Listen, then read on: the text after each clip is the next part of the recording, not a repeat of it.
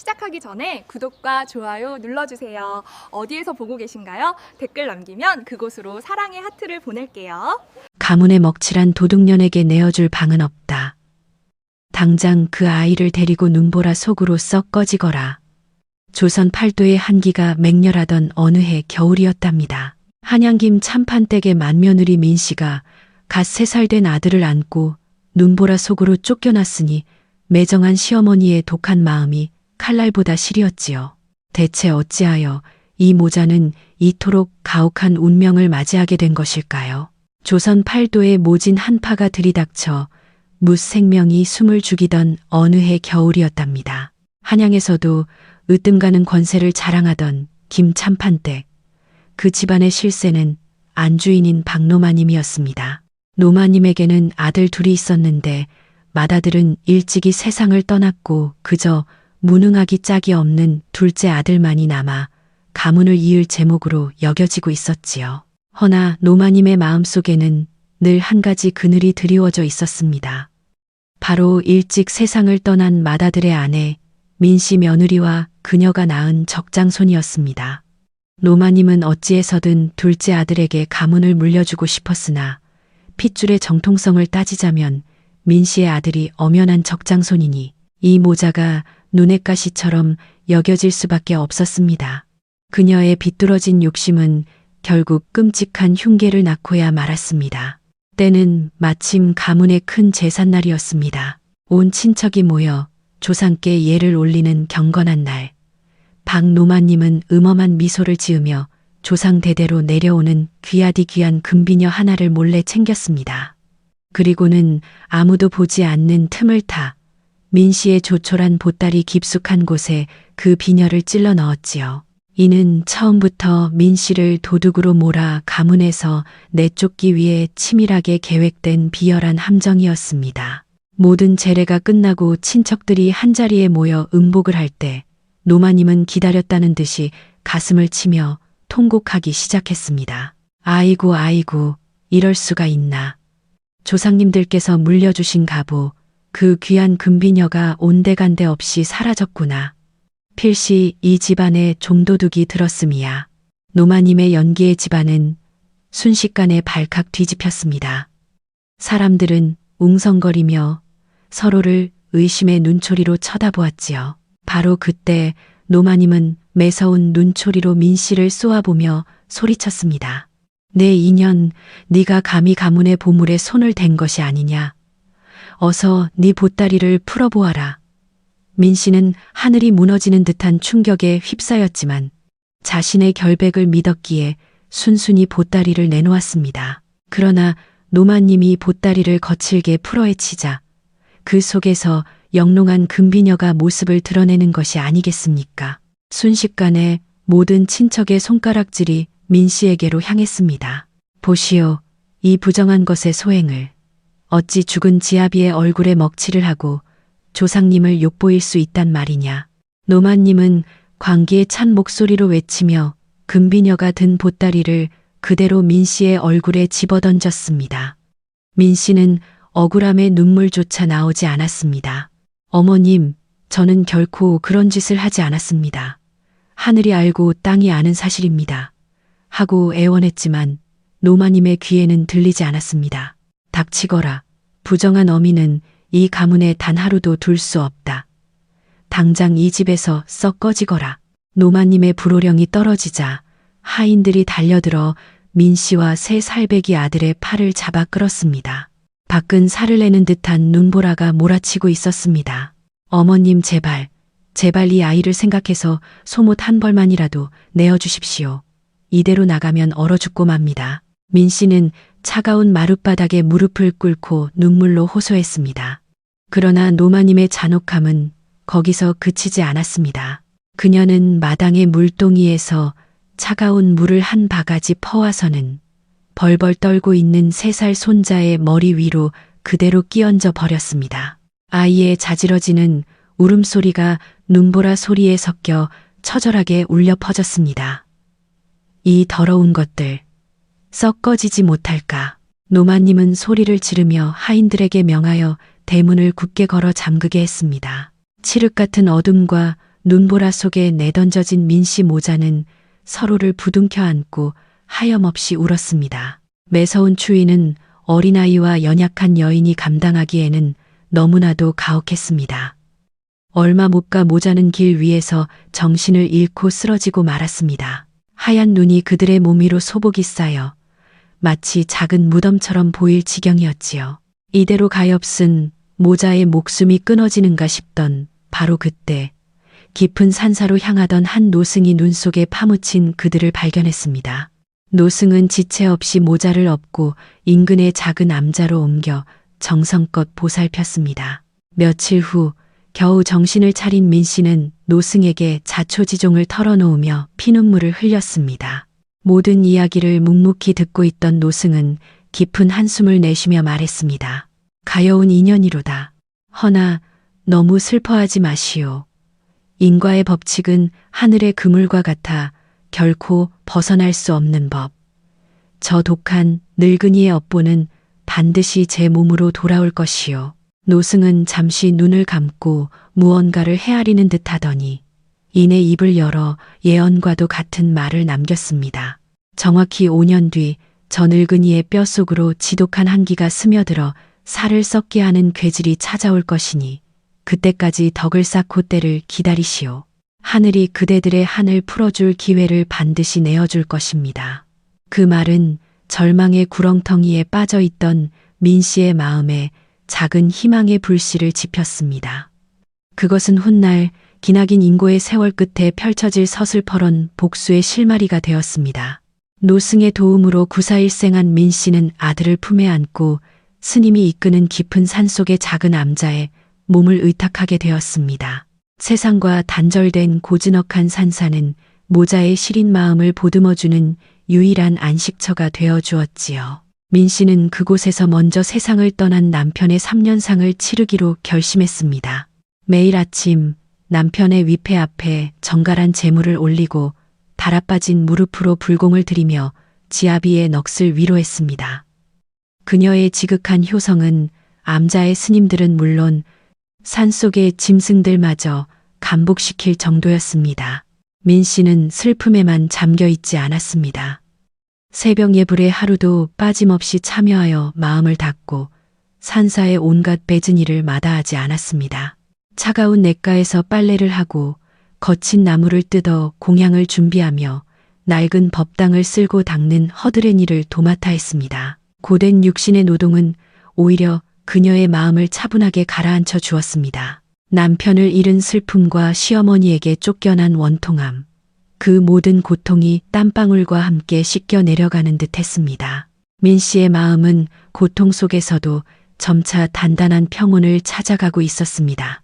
그렇게 묵묵히 인고의 세월을 견디는 동안 어느덧 3년의 시간이 덧없이 흘러갔습니다. 남편의 3년상이 끝난 날, 민 씨는 위패 앞에서 마지막 절을 올리고 조용히 눈물을 훔쳤습니다. 그리고 그날 밤, 그녀는 3년 전 노승이 남겼던 예언을 떠올렸습니다. 5년 뒤 뼈가 얼어붙는 괴질이 찾아올 것이니 때를 기다리라.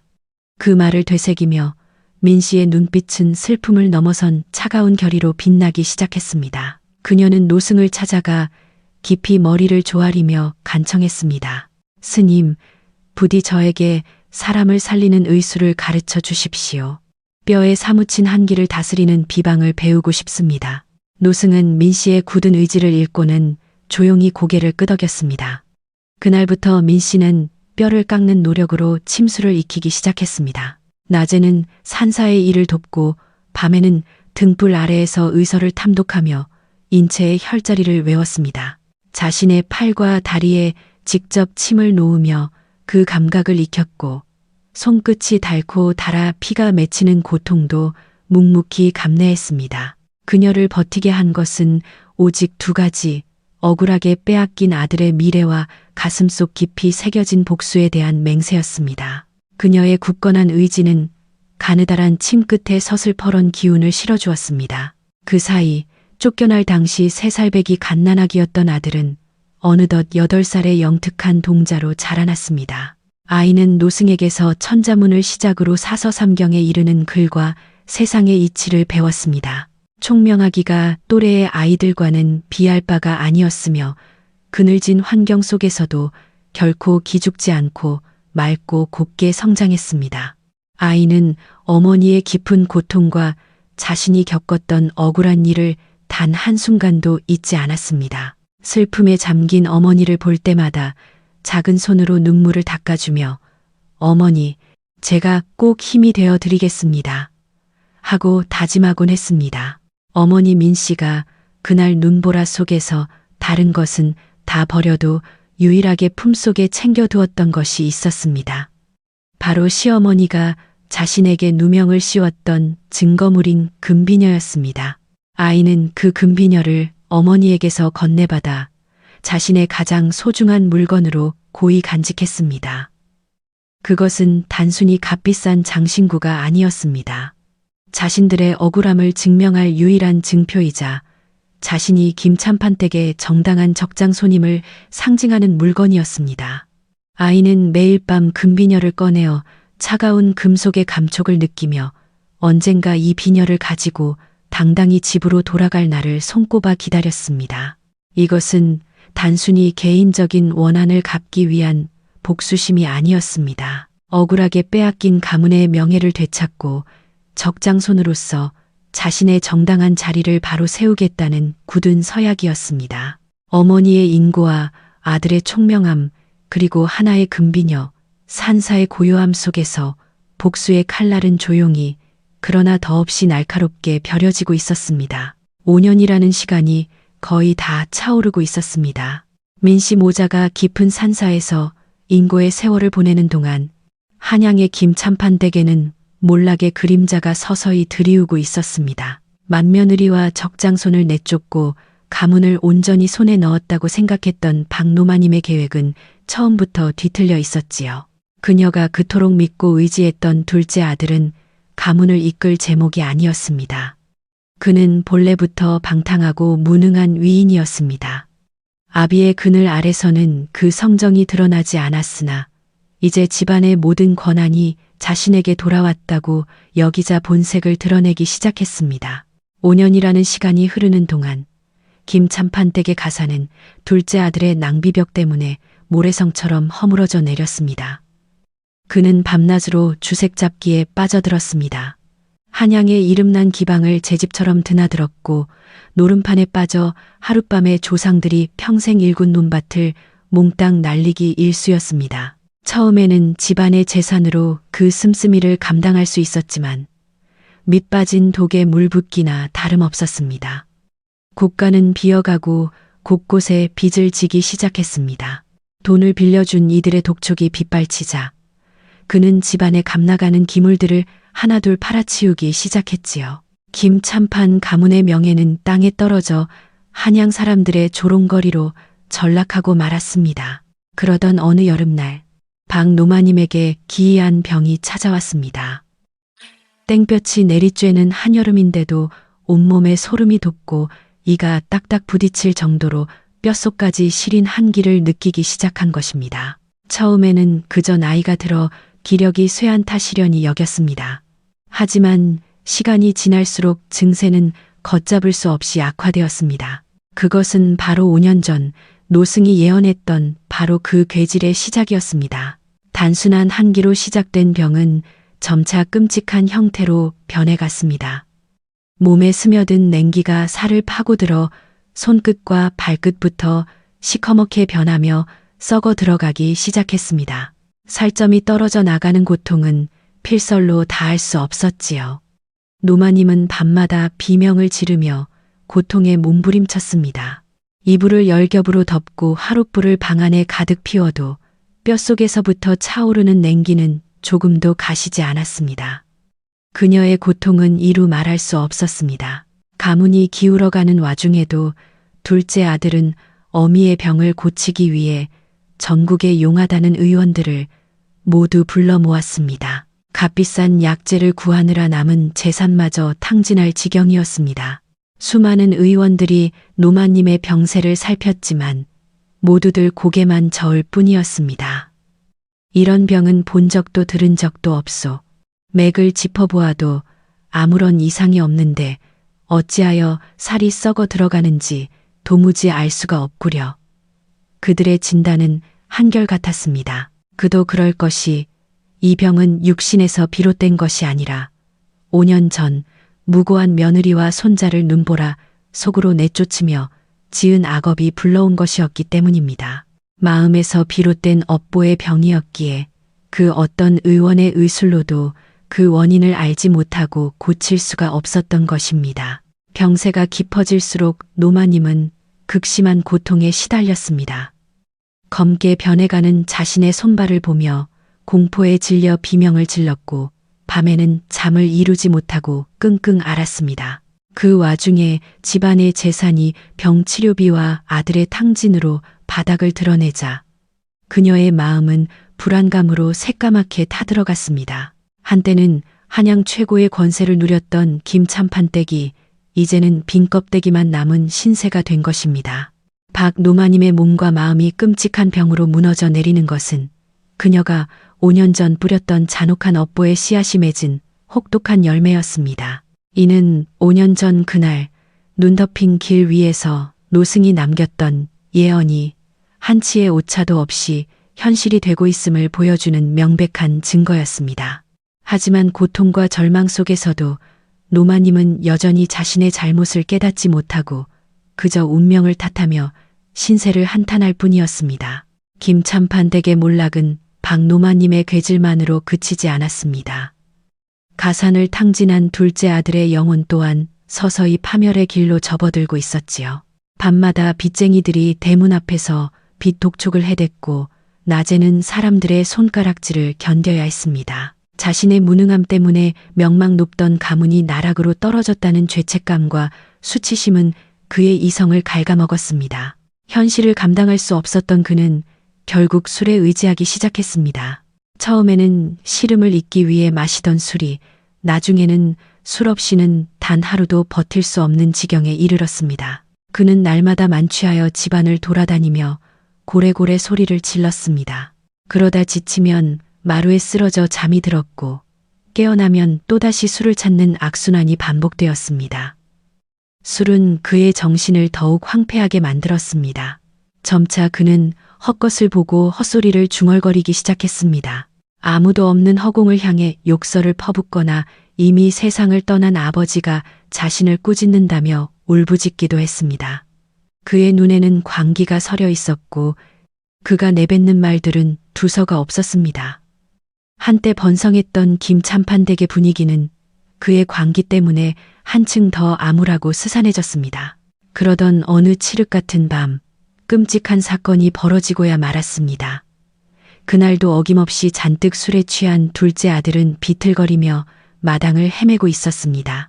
그의 흐릿한 눈에 달빛 아래 흔들리는 나뭇가지 그림자가 마치 자신을 비난하며 손가락질하는 망령처럼 보였습니다. 내 이놈, 가문을 망친 죄인이 바로 너다. 환청이 그의 귓가를 맴돌았습니다. 순간 그는 참을 수 없는 분노에 휩싸였습니다. 누구냐? 어떤 놈이 나를 능멸하는 것이냐? 다 죽여버리겠다. 그는 이성을 잃고 미친 듯이 소리치며 주변을 둘러보았습니다. 그러다 그의 눈에 집안의 곡식 창고가 들어왔습니다. 그는 부엌으로 달려가 아궁이에서 타다 남은 횃불을 움켜쥐고는 그대로 창고로 달려갔습니다. 내 놈들이 나를 괴롭히는구나. 이 곡식 더미 속에 숨었구나. 모두 다 태워버릴 테다. 그는 광기 어린 웃음을 터뜨리며 횃불을 마른 잭단에 던져버렸습니다. 건조한 가을 날씨의 불길은 순식간에 거세게 타올랐습니다. 이 방화 사건으로 인해 김참판댁은 얼마 남지 않았던 재산마저 잿더미로 변하는 큰 손실을 입었습니다. 가을 거지를 끝낸 곡식들이 모두 타버렸으니 당장 겨울을 날 일조차 막막해진 것입니다. 이 소문은 한양 바닥에 쫙 퍼졌고 이제 김참판댁은 몰락한 가문을 넘어 미치광이가 사는 흉가 취급을 받게 되었습니다. 집안의 위신은 바닥을 넘어 땅속까지 떨어지고 말았지요. 차방의 빚은 산더미처럼 쌓여갔고 박노마님의 괴질은 더욱 깊어져 고통은 극에 달했습니다. 둘째 아들의 광기 어린 행동은 집안의 파멸을 가속화시키는 불길한 징조와도 같았습니다. 민씨 모자를 내쫓으며 뿌려졌던 업보의 씨앗이 둘째 아들의 방탕함과 노마님의 병이라는 자양분을 받아 무럭무럭 자라나 이제는 집안 전체를 집어삼키는 거대한 재앙의 나무가 되어버린 것입니다. 김참판 댁은 이미 돌이킬 수 없는 나락으로 떨어지고 있었습니다. 이 모든 비극은 박노마님의 잔혹하고 이기적인 욕심에서 비롯된 것이었습니다. 자신의 핏줄에게 가문을 물려주겠다는 그릇된 욕망이 죄 없는 며느리와 손자를 내치게 했고 그 업보가 부메랑이 되어 돌아와 자신과 가문 전체를 파멸로 이끌고 있었던 것입니다. 하지만 썩어 들어가는 육신의 고통과 무너져 내리는 가문의 현실 속에서도 그녀는 여전히 자신의 과오를 깨닫지 못한 채 절망의 늪에서 허우적거릴 뿐이었습니다. 박노마님의 고통은 나날이 깊어져만 갔습니다. 살점이 썩어 문드러지는 괴질은 그녀의 몸뿐만 아니라 정신까지 피폐하게 만들었습니다. 죽음의 그림자가 턱 밑까지 차올랐지만 그럼에도 불구하고 그녀는 삶에 대한 마지막 희망의 끈을 놓지 못하고 있었습니다. 그러던 어느 날 한 줄기 빛과도 같은 소문이 그녀의 귀에 들려왔습니다. 깊은 산속에 얼굴을 드러내지 않는 은둔 명의가 있는데 그 의술이 신묘하여 죽은 사람도 살려낼 정도라는 이야기였습니다. 지푸라기라도 잡는 심정이 된 노마님은 당장 하인을 불러 명했습니다. 어서 가마를 준비하여 그 명의를 모셔오너라. 내 병만 고쳐준다면 우리 집에 남은 재산의 절반이라도 떼어주겠다고 약조하거라. 그녀는 그것이 바로 5년의 세월 동안 치밀하게 준비된 인과응보의 덫이라는 사실을 꿈에도 상상하지 못했습니다. 모든 것은 민씨 모자의 계획대로 흘러가고 있었습니다. 산속의 명이라는 소문 또한 민씨가 사람을 시켜 퍼뜨린 것이었지요. 며칠 후 낡고 초라한 가마 한 채가 김참판댁 대문 앞에 멈춰 섰습니다. 가마에서 내린 것은 얼굴을 너울로 가린 여인과 나이는 어리지만 의젓한 풍모를 지닌 8살짜리 동자였습니다. 바로 민씨와 그녀의 아들이었지요. 민씨는 일부러 목소리를 낮게 깔고 말했습니다. 치료에 온전히 집중해야 하니 방해되지 않도록 집안 사람 외에는 모두 물러가게 하시오. 그녀의 위험 있는 태도에 하인들은 감히 반문하지 못하고 조용히 물러났습니다. 민씨는 말없이 품에서 장친장을 꺼내 노마님의 썩어가는 환부급소를 단번에 찔러 넣었습니다. 기이하게도 끔찍하던 통증이 순식간에 군자 노마님의 눈이 휘둥그레졌습니다. 그때 너울 속에서 서리빨 같은 목소리가 흘러나왔습니다. 이 침은 잠시 저승기를 막아둔 것일 뿐 허나 5년 전 갓난 핏줄을 눈보라 속으로 내치며 끊어버린 인륜인 다시 이어지지 않는다면 제가 이 침을 뽑는 순간 뼈를 갉아먹는 고통이 심장을 터뜨릴 것입니다. 노마님은 흠칫 놀라며 뒷걸음질 쳤으나 입을 꾹 다문 채 억지로 시치미를 때려 했습니다. 그때 곁에 서 있던 동자가 품에서 금비녀를 꺼내어 노마님의 눈앞에 들이밀었습니다. 할머니, 이 비녀가 기억나십니까? 주인 잃은 비녀가 할머니의 살점을 뜯어먹으러 돌아왔습니다. 민씨가 노마님의 썩어가는 환부를 다시 한번 지그시 누르며 챔기를 박았습니다. 사시겠습니까? 아니면 이 비녀와 함께 지옥으로 가시겠습니까? 늦기 전에 그날의 죄를 고하십시오. 죽음의 공포가 코앞에 닥치자 노마님은 결국 이성을 잃고 울부짖었습니다. 아이고 맙소사, 내 눈에 헛것이 보이는구나. 그래, 내가 그랬다. 맏며느리를 내쫓고 싶어 그 몹쓸 비녀를 훔쳐 넣은 것은 바로 나다. 그 원한이 살을 파고드는 줄도 모르고 제발 그 비녀를 치워다오. 내 살점이 다 떨어져 나가는구나. 바로 그 순간이었습니다. 닫혀있던 방문이 벌컥 열리더니 밖에서 방화 사건을 조사하던 한성부 판관이 서리빨 같은 표정으로 들어섰습니다. 네 이놈, 네 입으로 낱낱이 자백하였구나. 민씨는 이미 관군이 문 밖에서 엿들을 수 있도록 미리 문고리를 풀어두었던 것입니다. 그제야 민씨는 천천히 너울을 벗어 자신의 얼굴을 드러냈습니다. 죽은 줄 알았던 맏며느리의 서슬퍼런 눈빛과 마주친 노마님은 비명조차 지르지 못하고 그 자리에서 혼절하고 말았습니다. 5년간 치밀하게 준비된 복수의 덫이 마침내 그 서슬퍼런 아가리를 닫는 순간이었습니다. 한성부 판관이 방 안으로 들어서자 상황은 순식간에 정리되었습니다. 판관은 탁자 위에 놓인 금비녀를 증거물로 확보하고 박 노마님의 자백을 똑똑히 들었다고 선언했습니다. 민 씨와 그녀의 아들은 지난 5년간 겪었던 억울한 사연과 시어머니의 악행을 눈물로 진술했습니다. 5년 전 제삿날의 흉계부터 살을 사려는 눈보라 속으로 쫓겨난 일, 그리고 노승의 예언에 이르기까지 모든 것이 낱낱이 밝혀졌습니다.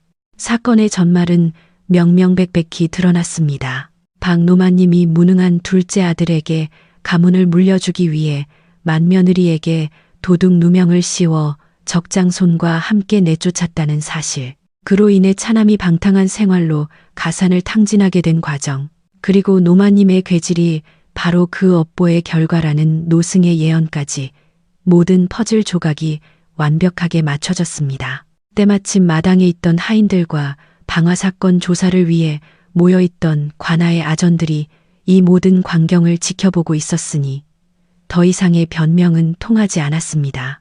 결국 박노마님은 맏며느리와 적장손을 무고하여 가문에서 내쫓고 재산을 탐한 죄로 정신을 차리지 못하고 횡설수설하던 차남은 가산을 탕진하고 곡식 창고에 불을 지른 방화죄로 그 자리에서 포박되었습니다. 그들은 곧바로 관아로 끌려가 엄중한 심판을 받게 되었지요.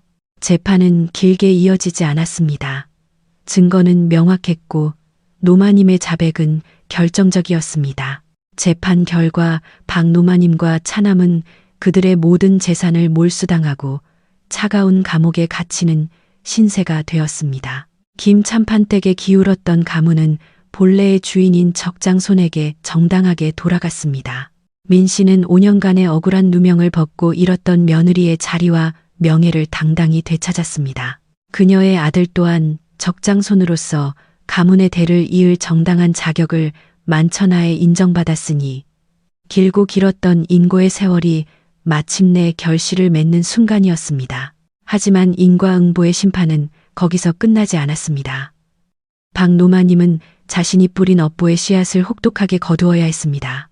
그녀는 차갑고 축축한 감옥바닥에 누워 뼛속까지 시려오는 괴질의 고통 속에서 밤낮으로 몸부림쳤습니다. 아무도 그녀를 돌보지 않았고 그녀의 비명은 차가운 감옥벽에 부딪혀 공허한 메아리가 될 뿐이었습니다. 결국 그녀는 자신이 무고한 며느리와 손자를 내쳤던 그 겨울처럼 시린 고통 속에서 비참한 최후를 맞이했습니다. 방탕했던 차남 또한 감옥에서 자신의 죄를 뉘우칠 기회조차 갖지 못했습니다. 술로 망가진 몸과 죄책감으로 무너진 정신은 그를 오래 버티게 두지 않았습니다. 그는 감옥 구석에서 초라하고 비참하게 생을 마감하며 자신의 어리석고 악한 행동에 대한 대가를 톡톡히 치렀습니다. 이로써 김참판 가문을 나락으로 떨어뜨렸던 악의 뿌리는 완전히 뽑히게 되었습니다. 정의는 비록 더디게 올지라도 반드시 그 모습을 드러낸다는 옛말이 틀리지 않았던 것입니다.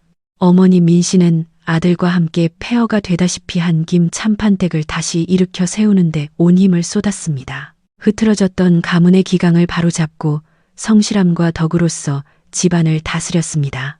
아들은 어릴 적 노스님에게 배운 지혜와 어머니의 현명한 가르침을 바탕으로 나이는 어렸으나 누구보다 깊은 생각과 바른 판단으로 가문을 이끌었습니다.